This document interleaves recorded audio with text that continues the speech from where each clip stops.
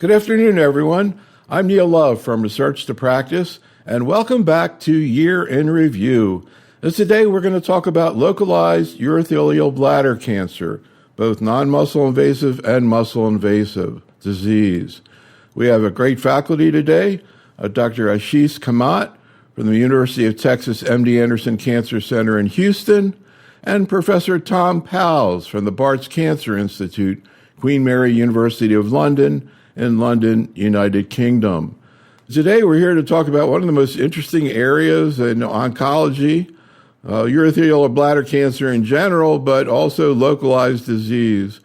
And as I do with all of these programs I met individually, we are going to talk about the use of non-approved agents and regimens, so you can check out the package inserts for more. But I met with each of the faculty separately. We recorded interviews about 30 minutes in length. Tom discussed muscle-invasive disease and a bunch of papers presented in the past year in that regard. And Ashish talked about non-muscle-invasive disease. Again, these are great presentations. They're in the chat room if you want to check it out soon. Otherwise, we'll be mailing out links to that as well as to this webinar tonight. We're not going to go through all the papers. You've probably heard about most of these. We'll refer to them, and we'll show some slides, particularly the conclusion slides from these two talks. We're really going to try to talk about taking care of patients today and also where things might be heading in the next couple of years. So much has happened in urothelial bladder cancer. It's just amazing and incredible and so encouraging to see this. And we'll also check out, we ask the faculty what's coming up at AUA and ASCO in terms of new papers. But here's where we're heading. We're going to start out with a little bit of an intro. I want to get the faculty's take on radical cystectomy before we start getting to all these papers and how they relate to patient care. And then we'll spend time talking about muscle-invasive and non-muscle invasive disease and really ask some basic, straightforward questions. But just to get started, Ashish, of course, oncologists and urologists obviously deal with patients all the time who had radical cystectomy, but you all have had a lot of experience with that. I'm just kind of curious, I'm asking you as a medical oncologist, what do you say to your patients? I know you individualize it, and people get cystectomies for a lot of different reasons. They have a lot of different goals. But what are some of the key quality of life considerations?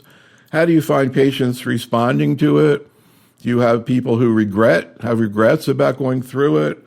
Obviously, we're going to talk about the hope that maybe we'll get to the point where we won't need to do as many cystectomies. But I'm just curious about your perspective on radical cystectomy. We're talking about localized disease, and that's a big part of that. Ashish, any thoughts? So first off, Neil, thanks again for having me on this. Always enjoy doing it with you. The radical cystectomy question really is something that's at the crux of everything that we do when it comes to bladder cancer, because in many ways, if it's non-muscle invasive disease, muscle invasive disease, that's sort of one of the endpoints that we have in mind and the patient has in mind. And the patient is constantly trying to fight that, right? They're trying to avoid the radical cystectomy. Having, been doing this now for, almost 29 years, I have yet to meet a patient that walks into the office and is very happy at the thought of having a radical cystectomy. Some will get there, some will actually request it after being, on treatment for muscle invasive or non-muscle invasive bladder cancer because they're getting tired of the recurrences and everything that goes with it. But it is a life-altering procedure. So the first thing really that we have to keep in mind is how is it going to impact the quality of life of the patient? And I just want to say right out there at the outset, the radical cystectomy and the quality of life that patients have today, when I say today, over the last 10, 12 years, is very, very different from what used to be the case in the 90s or even early 2000s. There are patients with radical cystectomies that are playing professional golf, they're doing marathons, triathletes, you see them on TV, I can't mention names. I could mention one name because she's a very young kid and she was actually featured on CBS Sports playing soccer with a conduit in place. And so it's public knowledge. But the bottom line is radical cystectomy is a life-altering procedure. And when we're talking to patients, we have to keep that in the back of our mind that their life is going to be different. It's not going to be the end of their life or end of the quality of life, but life is different. It does have complications, and there's a good amount of morbidity associated with the first 90 days of the procedure. So just like a patient getting chemotherapy or ADC or any treatment, while they're on treatment, and in this case, I consider on treatment to be actually surgery, hospital stay, and the first 30 to 60 to 90 days after radical cystectomy, their life in many ways comes to a standstill, right? And then we can go into the nuances of the different diversions, conduit, neobladder, etc. But unless you want me to, I think we can leave that for another day. So, Tom, I'm curious about your experiences as a medical oncologist seeing these patients. What are some of the quality of life issues that seem to be most bothersome to patients? And what are some of the perioperative complications that might need to be considered, when treatment is being considered, for example, adjuvant therapy? Well, Neil, all of us, as we sit here with our bladders, they're working as we speak. And that's quite important.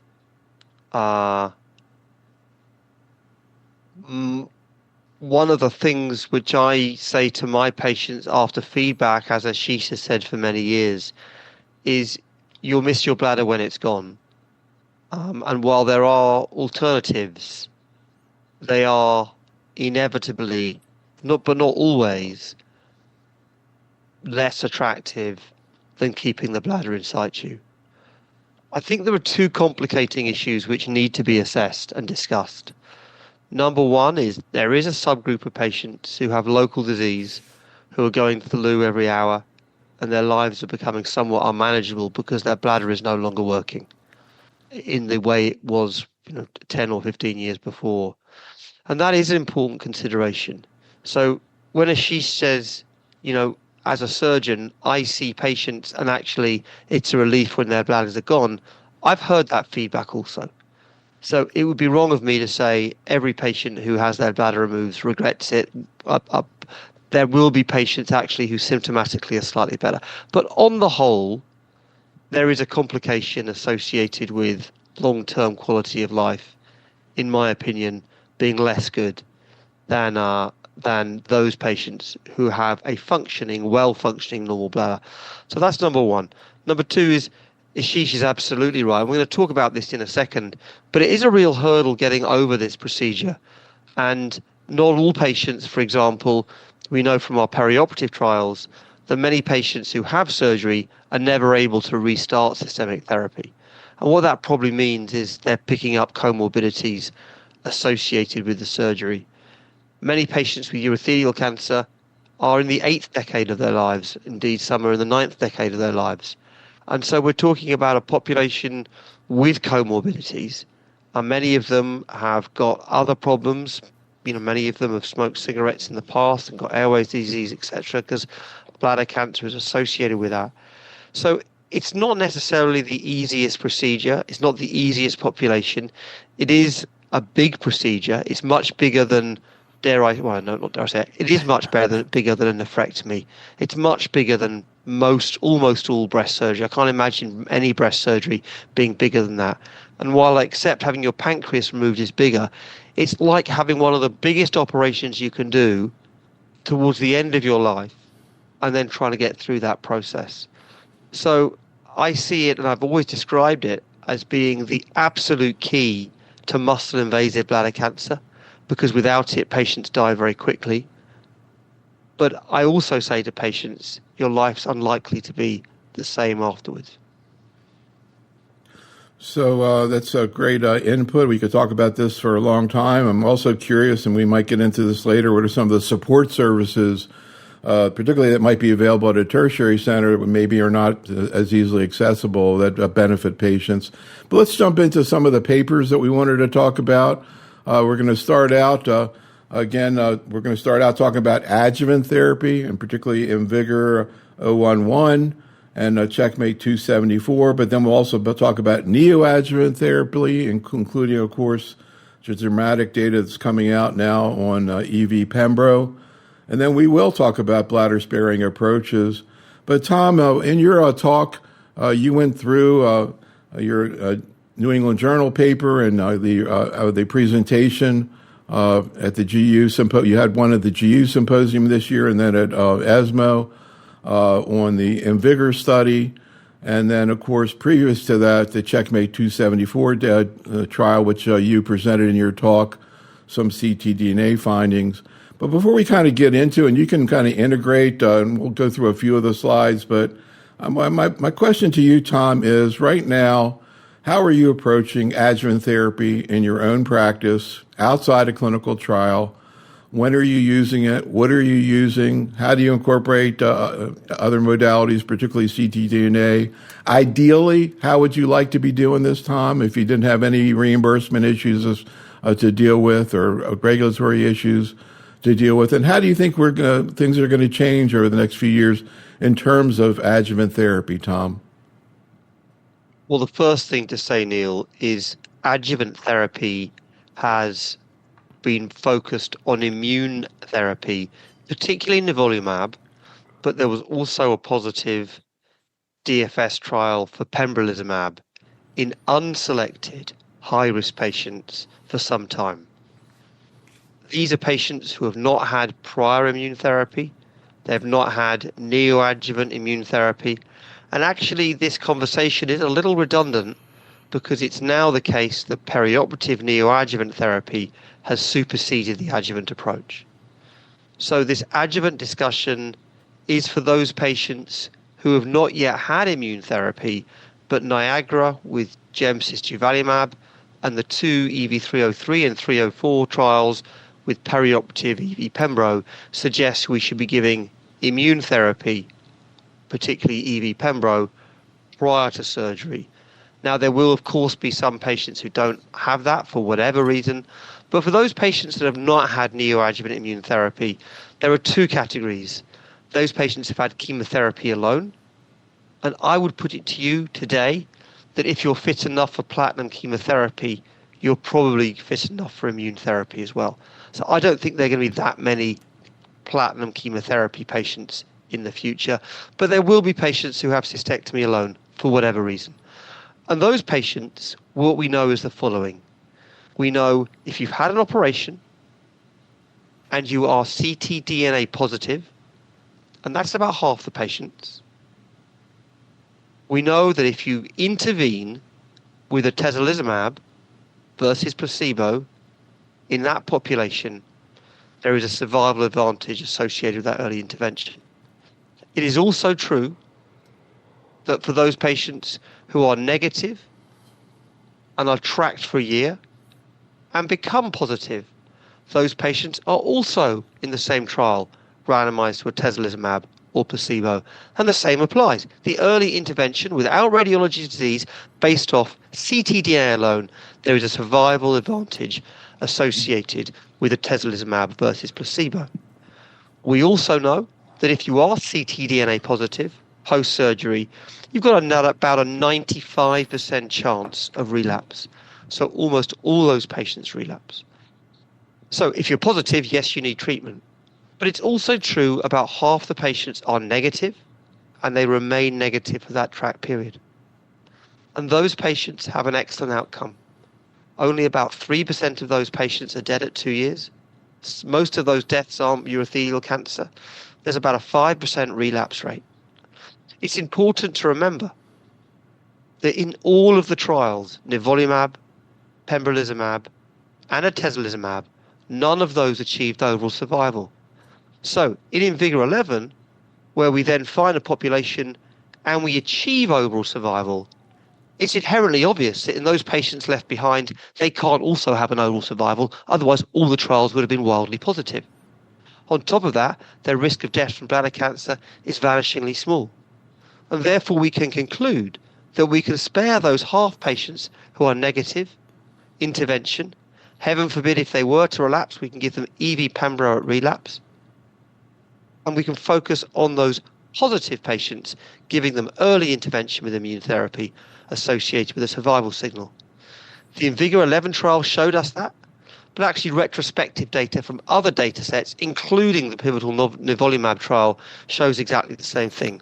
The benefit is confined to the positive patients. So defining clear practice changing, but not necessarily as clinically meaningful as it would have been 5 years ago because of the neoadjuvant immune therapy trials.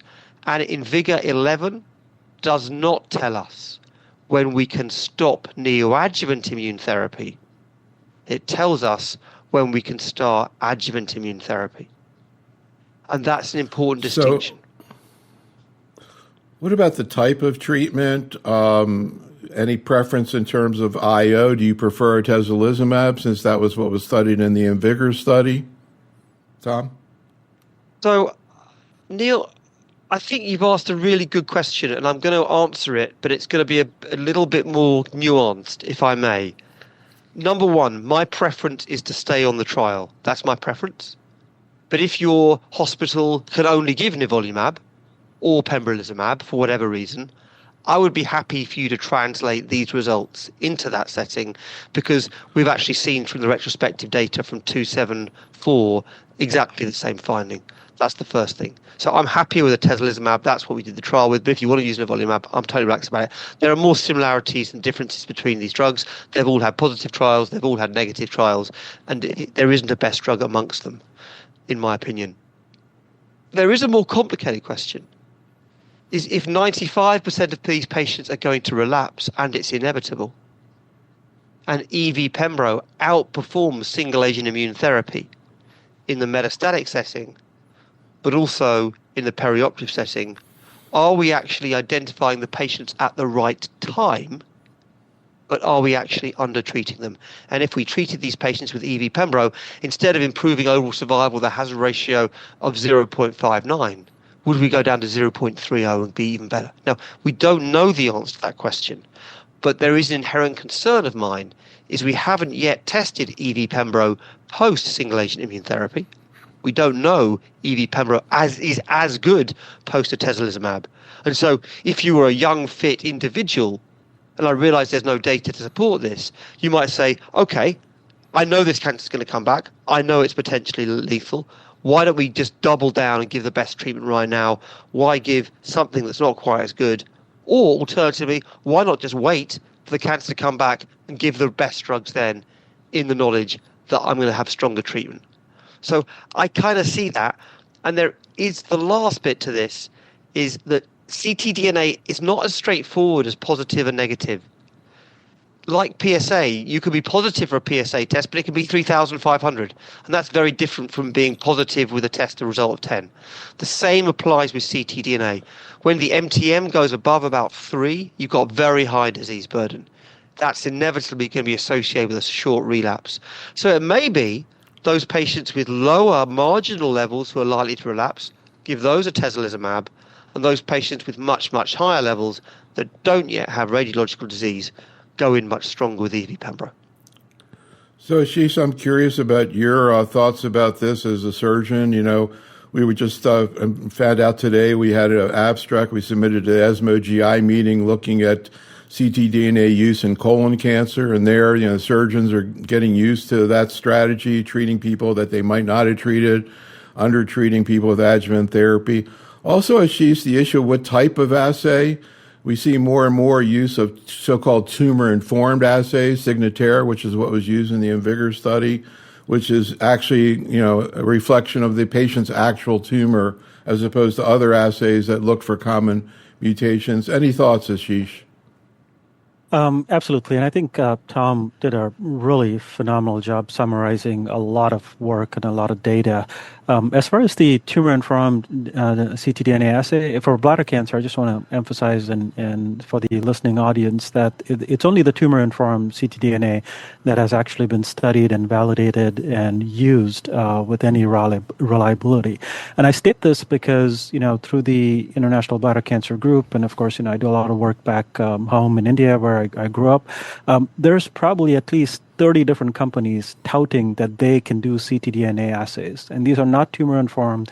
These are not validated assays. And if anyone listening is trying to use this in their clinical practice, I would urge them to go to use the validated assay, right? So just putting that out there. One of the things that Tom brought up, and it may have just slipped by a little bit, so I just want to emphasize, is that I do see in real clinical practice already people reading the study and looking at InVigor 11, and then Tom listening to your podcast and saying, aha, I heard Dr. Powles say that if you're ctDNA negative, you have an extremely good survival, which is true. But then they are translating that into the whole EV Pembro paradigm and telling their patients after radical cystectomy, oh, you don't have to go back to the medical oncologist. You don't need the adjuvant part of it. I just want to caution people to say that we haven't studied that. We don't know that. Is it likely true? Maybe. But at the current time, I think we have to stick to the plan, and the plan is perioperative combination therapy with the cystectomy as one part of it. Just because the patient's had a cystectomy doesn't mean you can throw the adjuvant part out of the equation, so long as patients are not having side effects. I mean, there's many things that go into it. But I think people are misreading the InVigor 11 study and applying it in situations that are not quite as relevant right now, today, when we're discussing perioperative therapy. And Neil, can I build on that? Sure. So just to, because it is important, and Ashish is absolutely right. I suspect systemic therapy, well, we know from the neoadjuvant EV Pembro data that systemic therapy is curing lots of patients. And as that occurs, the likelihood is the best way of cure is to give, in my opinion, a year of immune therapy, for example. The best way of cure is to follow the protocol and give the same amount of drug as we did before. And if you clear your ctDNA with systemic therapy, that means it's working. But if you only give a suboptimal period, 2 or 3 cycles, and then you stop, that's probably not enough. And so it is actually quite hazardous not following what Ashish has said, to say, okay, you've had 3 cycles, you clear your CTA, you're fine, you're good to go. That's not true. We might show in the future that's true, but currently, bladder cancer, advanced bladder cancer is a lethal disease. And telling patients they're okay after a short period of treatment is probably really poor advice as it currently stands without more information. I think another thing that's easy to miss, because I missed it when I first heard about this and read the paper, is the fact that if you were ctDNA negative, you needed to be followed with more cDNA assays because you might turn positive, at which point you would need treatment. So it's not like you get a negative and then come back in, a year or whatever. But let's move on. As you mentioned, Tom, it seems that we're going to be moving more and more towards neoadjuvant therapy with these more recent studies looking at neoadjuvant EV Pembro. And also, you in your talk, you went through the Niagara study, perioperative durvalumab with chemotherapy as well, where we also have data with ctDNA. But can you just talk a little bit about, again, the way you think about using neoadjuvant therapy, who you think should receive it, which neoadjuvant therapy should be received? What do you do post-op in terms of adjuvant therapy after that, and where ctDNA fits in general in these neoadjuvant settings? And also maybe a few words about something I just heard about fairly recently, which is urinary ctDNA. So, Tom, what about neoadjuvant therapy? So let me start by just addressing the ctDNA setting, because we just talked about that. In this setting, ctDNA is purely prognostic. It gives you no information about when to start or stop therapy, and it gives you no information about when to select therapy. It does tell you the risk of relapse, and as time goes by, if patients remain positive, the risk of relapse increases. So I can park that issue.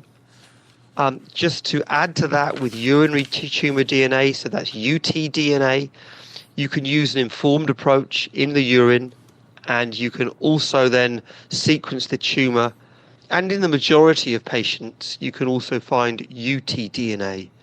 We haven't yet finalized the utility of UTDNA, and there's more work to do there, but it is very promising, because with UTDNA and ctDNA together, we may be able to distinguish between what's local disease and what's advanced disease. But that's exciting for the future. In terms of the thinking of the current status of neoadjuvant therapy, if I give you a very brief history lesson, if I may, neoadjuvant chemotherapy with cisplatin was associated with about a 5 to 13% survival advantage, relatively modest, making 3 or 4 cycles of neoadjuvant chemotherapy the standard of care. There was a debate about whether there was a best regime, but one regime was never shown to have a survival advantage compared to another regime when the same number of cycles are given, or indeed it was given only in the neoadjuvant setting.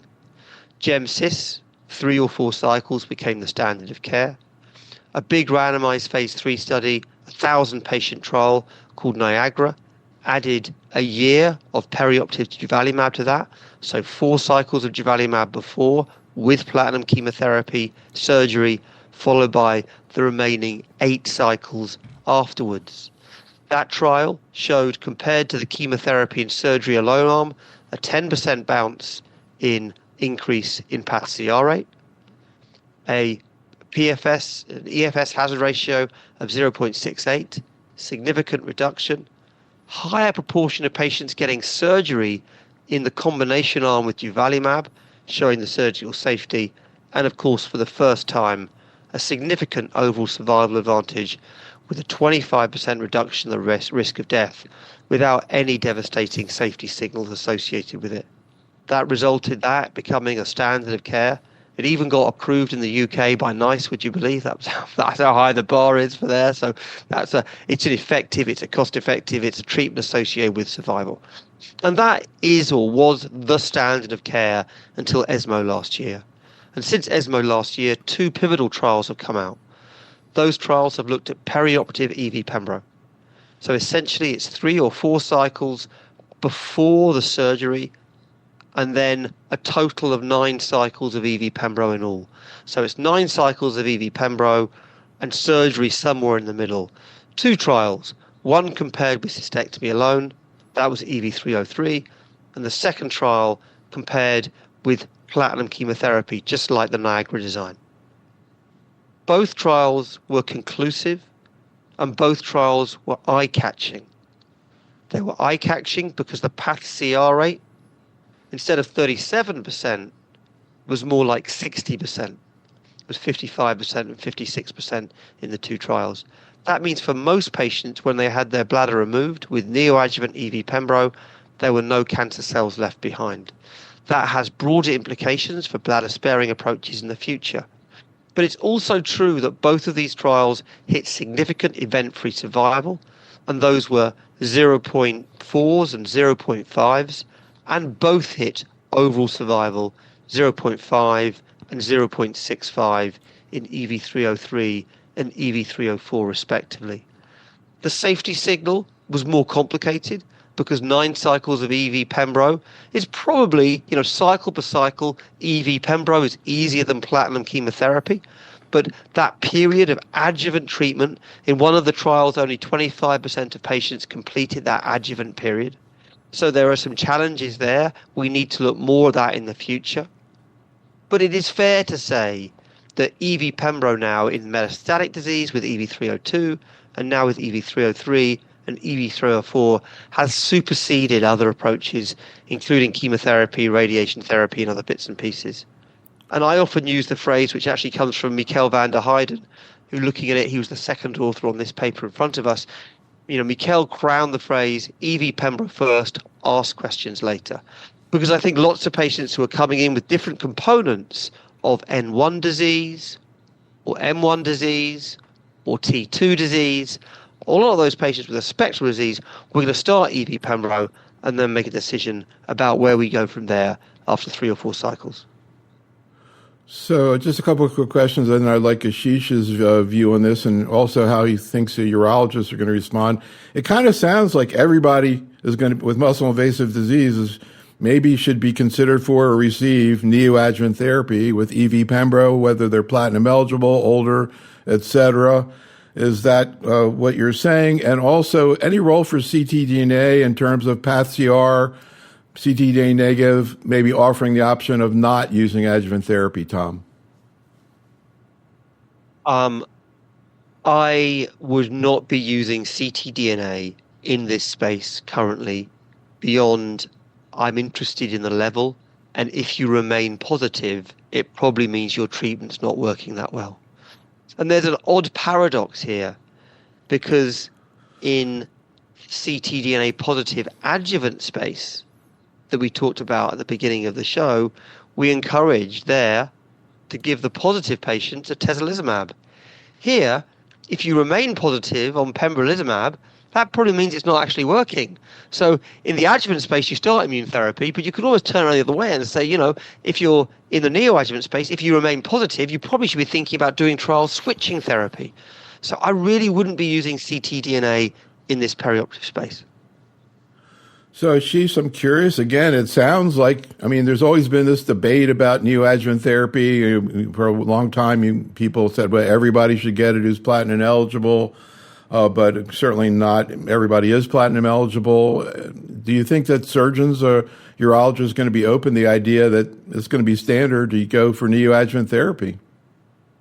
So, Neil, the reason that debate has existed is mainly because of platinum eligibility and also a sense on many urologists' part that if the patient is sick, and here we're talking mainly those with borderline performance status or platinum ineligibility, and we give them something toxic, like, for example, IAG or something else, then they won't make it to the surgery, right? And then that's why there was this debate, should we do neoadjuvant therapy, or should we just take the patient to surgery first and then get it out, and then afterwards do adjuvant therapy, whether it's platinum-based or carbo or whatever. There have been many studies, many of them small number, you really can't hang your hat on it, including meta-analyses.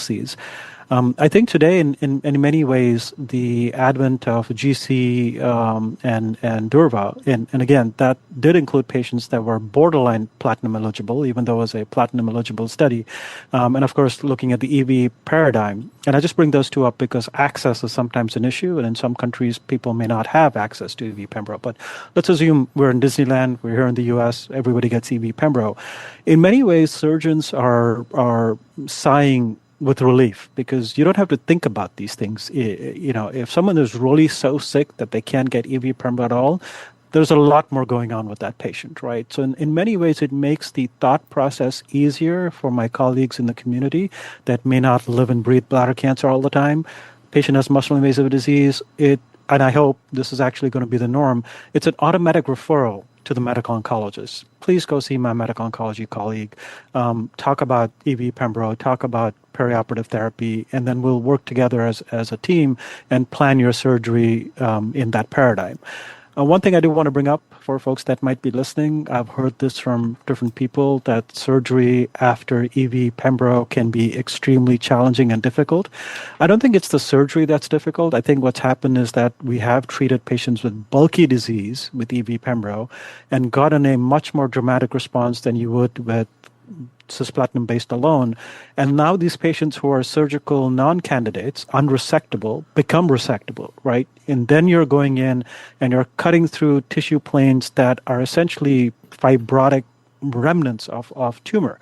And that's what's causing the surgery to be hard. It's not the reaction from EV. It's not the reaction from Pembro. So, Tom, maybe a couple words. Again, in your talk, you went through the study looking at ipi-nivo followed by chemotherapy as an attempt to splinter the bladder. Also, the retain trials looking at ctDNA to guide response bladder preservation. I think there's a hope, and there are a lot of trials going on looking at neoadjuvant EV Pembro and maybe being able to avoid cystectomy in select patients. Any comments on where we are and where we're heading in terms of bladder-sparing approaches, Tom? Yeah, so I'd like to give a shout out to both of these trials, both investigator-initiated studies, one from Europe at the top.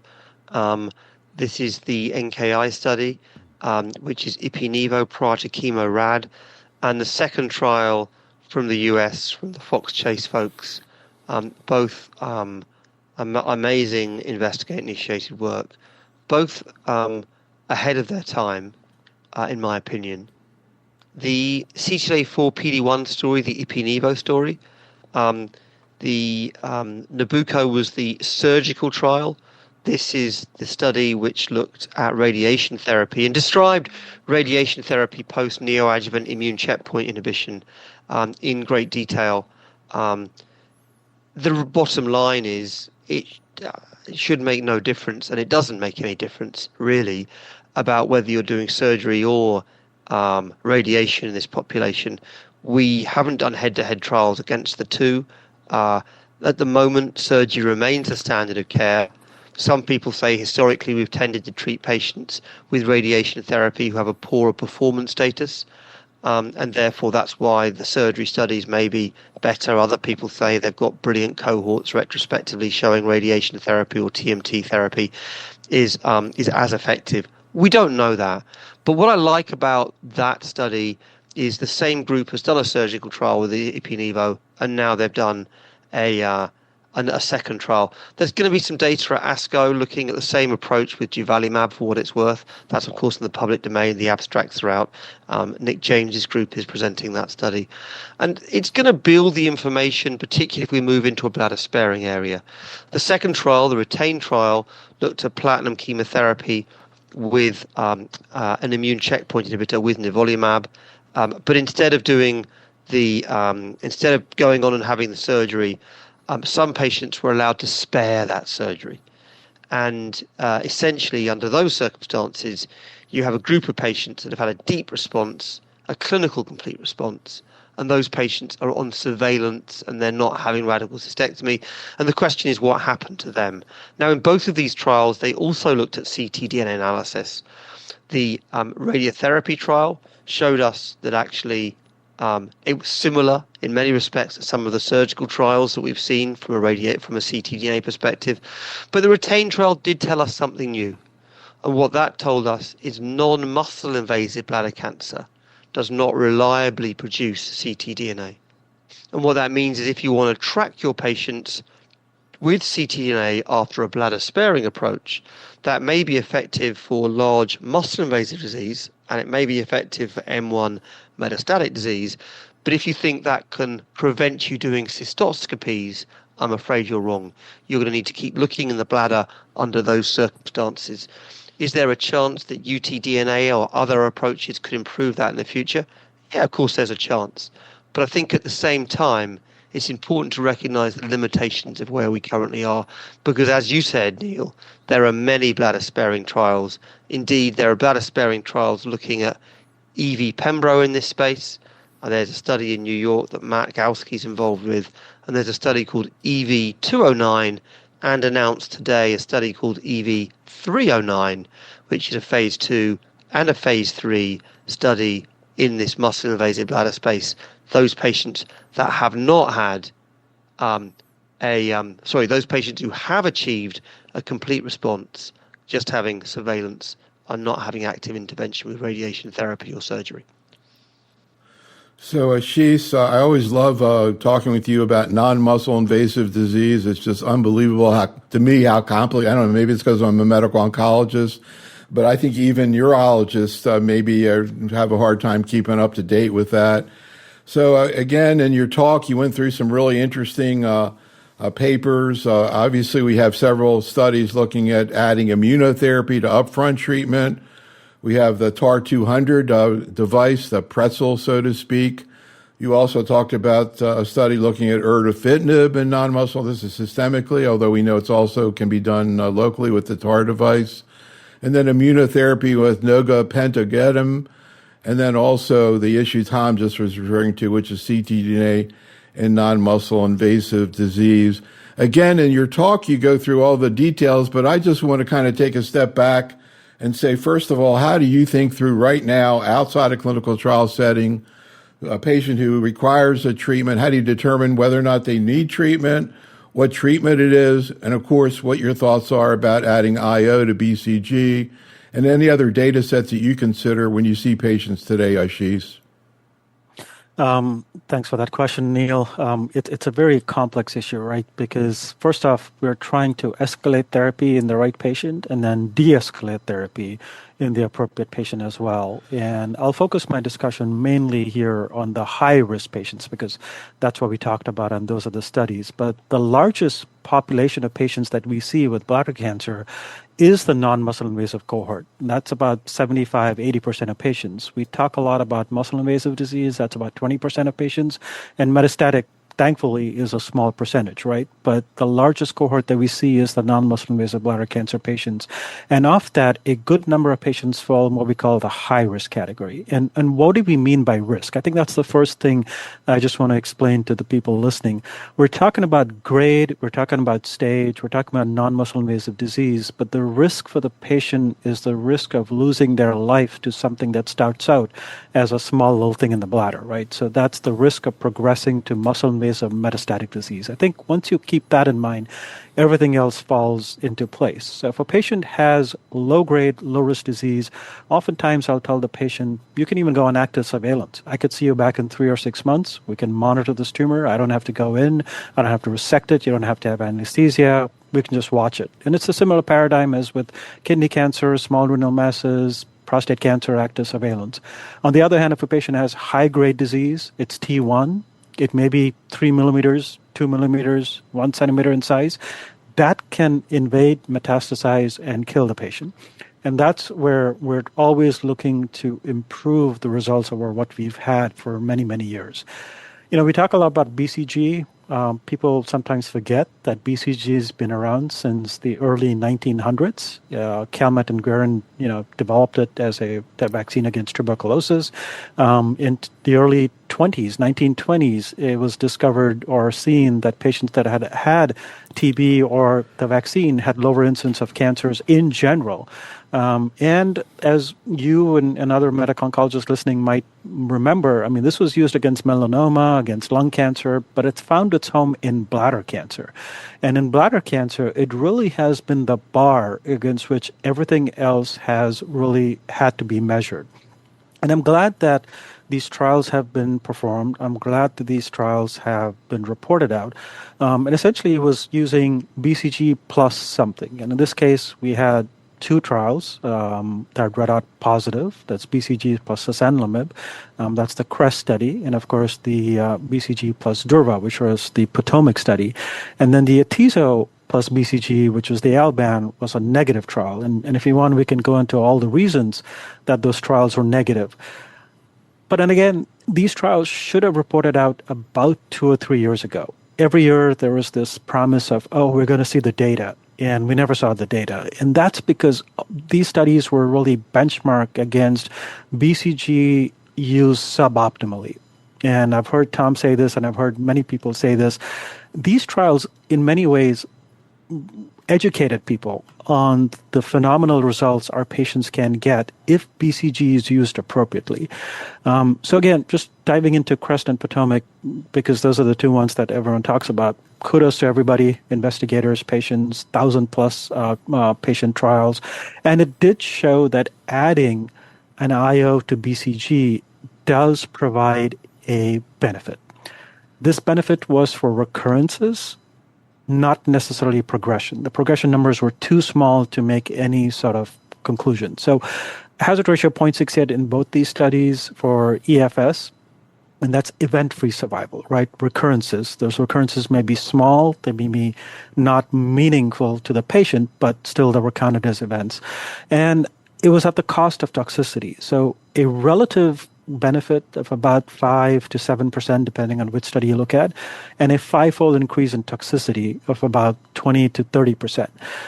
So I think my read on this is that if I have a patient sitting in front of me that says, hey, what do you have that you can give me that can improve the results of BCG, I will discuss these studies. I will say that, yes, adding an IO agent, and these are not approved yet in this setting, but we assume at least Potomac will go forward for approval.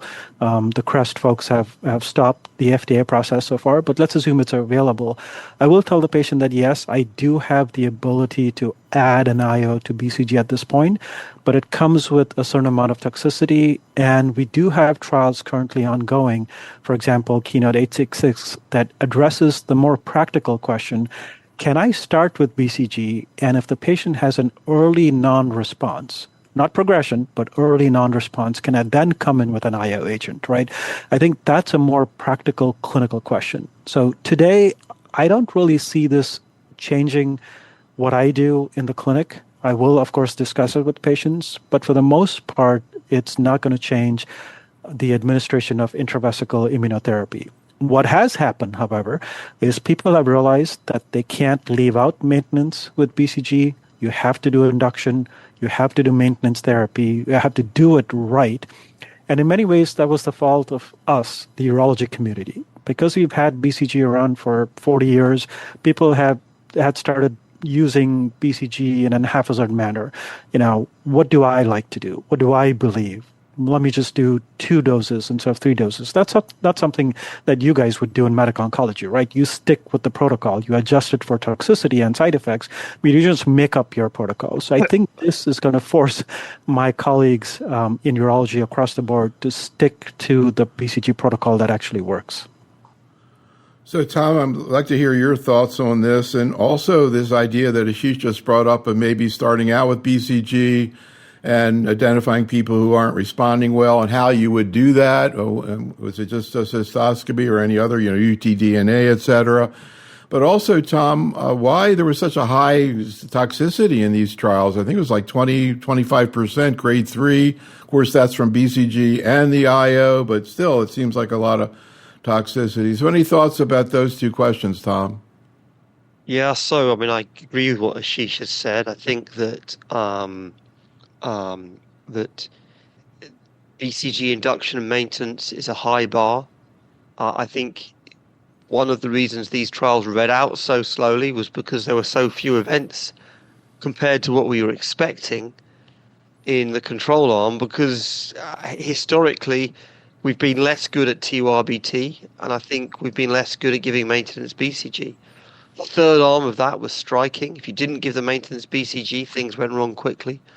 So, BCG is a fabulous. I don't know whose idea it was to give it in the bladder first, Ashish. I don't know the story there, why someone would want to give it in the bladder. That doesn't make a lot of sense to me. But whoever did it was a stroke of genius, as Tony Chueri would say. UTDNA and ctDNA do not have a role here currently, Neil. I wouldn't be using either. The true ctDNA positivity rate's probably 8%, 5 to 8%, I would imagine. And let me talk to you about toxicity for a second, if I may, because the melanoma doctors did this first, and then the kidney doctors, and then the bladder and lung doctors, and then everybody. But immune checkpoint inhibition for about 70% of patients is a walk in the park. Very few side effects. 30% of patients are getting significant side effects, many of whom will require steroids to reverse that. And then probably about 15% of patients are getting life-changing side effects. And that ranges from arthritis to endocrine diseases to long-term respiratory or cardiac problems. That last, the cardiac, respiratory, they're all less than 1%. But when you add them up, they come to 3 or 4%. Now, CTC criteria are not good at collecting those. They're not designed to collect those. CTC criteria were designed to collect chemotherapy-type side effects. We are not optimally assessing adverse events from immune checkpoint inhibition. If you said to me, what's easier to give, platinum chemotherapy or single-agent immune checkpoint inhibition? Every day of the week, it's immune checkpoint inhibition. But if you said to me, what about abiraterone in prostate cancer or immune checkpoint inhibition? Then you're saying actually abiraterone's easier than immune checkpoint inhibition, because you don't have that 15% chance of serious side effects. And when you go into a cancer where the chances of cancer-related death is in the first 5 years is 5 or 10% at most, and you've got a 15% chance of life-changing toxicity in the first 4 months, and your median age of that population, their life expectancy is 10 years, you're beginning to get into an area of grayness about risk and benefit. And so I am not surprised that there has been some caution from the community, particularly the urology and oncology community, And I'm also under the impression that not all of these drugs are being taken forward by the FDA in this space. And I can see why there would be caution here. I think what we've shown is strong biology. Earlier therapy with immune therapy is really active because so few patients are at risk. The actual data is great, but we're taking large groups of patients with us who are not in harm's way. And we need to develop better biomarkers if we want to give more challenging drugs like immune checkpoint inhibition in this space.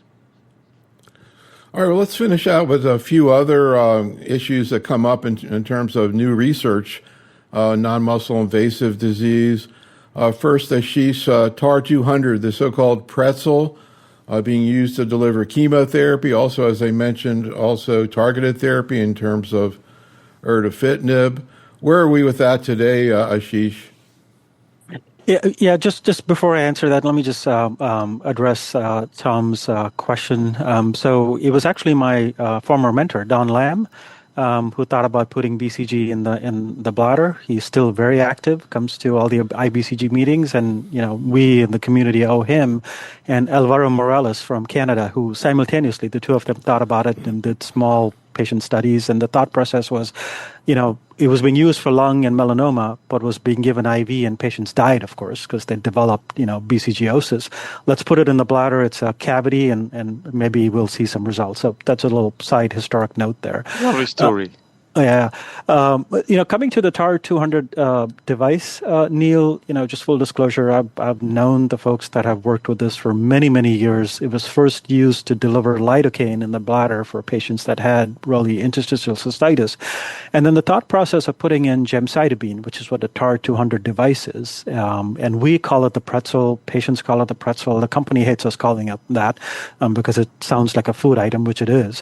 But essentially what it is releasing gemcitabine. So you get this constant release, but it's also a little bit of metronomic dosing, right? And whether it actually has anti-angiogenic effects or not is a matter of discussion for another day. But there have been numerous studies done with TAR-200, which is the gemcitabine device, and they're all called Sunrise studies, and Tom is on many of them as well. So Sunrise 1 essentially is TAR-200 for BCG unresponsive, high-risk, non-muscle invasive bladder cancer. So patients who've had BCG and then have recurrence with high-grade disease and meet certain specific criteria. And there were several cohorts. Cohort 1 was TAR-200 plus J&J's own IO, satralizumab. Cohort 2 was TAR-200 monotherapy, and then cohort 3 was satralizumab monotherapy, and then cohort 4 was TAR-200 in the papillary disease. And long story short, only cohort 2 and cohort 4 moved forward because the benefit of adding IO wasn't enough. And if you look at the data from the cohort 2 and cohort 4, very impressive results. Extremely high complete response rates in BCG unresponsive disease for CIS, which is a regulatory endpoint. Also for papillary disease, which is more of a practical endpoint, not so much a regulatory endpoint, simply because you need a control arm there. Low side effects, patients tolerated really well. So really, I think the approval of this has raised the bar for us in the field in giving us an agent that really we can offer to patients now that everything else now aspires to beat. So the whole Sunrise paradigm is quite remarkable, in my opinion. So Ashish, let's finish out with another paper that you covered in your talk there. This one, look, we've been talking a lot about ctDNA. This is looking at real-world experience with ctDNA and non-muscle invasive bladder cancer. Can you comment, please? Yeah, I'm glad that was one of the papers that we discussed because it is one of those papers that I think the community and urologists and medical oncologists have read and then gone into use in practical terms without paying attention to the details. And by that, what do I mean? So essentially, ctDNA, if it's positive, it usually means that there is something shedding cancer cells into the circulation, and we're picking it up, of course, on the DNA aspect, on the DNA side of things. It doesn't mean that the patient has incurable disease. It doesn't mean that the patient has metastatic disease. And in this particular paper, they looked at patients with non-muscle invasive disease. They detected ctDNA in 2 patients, and it led to the diagnosis of more advanced disease than was being suspected. Now, if you had done due diligence, if you'd done a deeper resection, appropriate imaging, would you have picked those patients up or not? We don't know. But essentially, 2 patients had more involved or invasive disease than was being advertised, so to speak. And that's a good message, right? That's a good message that if you use ctDNA and it's positive, look for something more than non-muscle invasive disease. I think what's happened, and unfortunately I've had patients referred to me where the urologist or the medical oncologist has gotten a ctDNA, it's positive, the patient has an unresected T1 tumor in the bladder, and the patient has now been told, you have metastatic disease, go on and get systemic therapy, and then if it doesn't come down, it's lights out, right? I've had those patients referred to me. I've gone in, I've resected the tumor, the ctDNA has gone down to 0, and this patient has saved their bladder and then gone on to get BCG. So I think this study is great proof of concept. It essentially shows that systemic detection of ctDNA, which is what essentially this is, should raise an alert. It should caution us that the patient may have more than non-muscle invasive disease, but the accuracy, the positive predictive value, the negative predictive value, really, it's poor for non-muscle invasive disease. So I'm enthusiastic about it in muscle invasive disease and in selected cases of non-muscle invasive disease, but we can't really overreact to these positive signals. And I almost want to mention this paper as a word of caution. Don't overinterpret the results. And you mentioned there in your last point there in terms of your thoughts about future clinical trials and how they should be set up in terms of clinical decision algorithms. Can you comment on what kind of trials you'd like to see done, Ashish?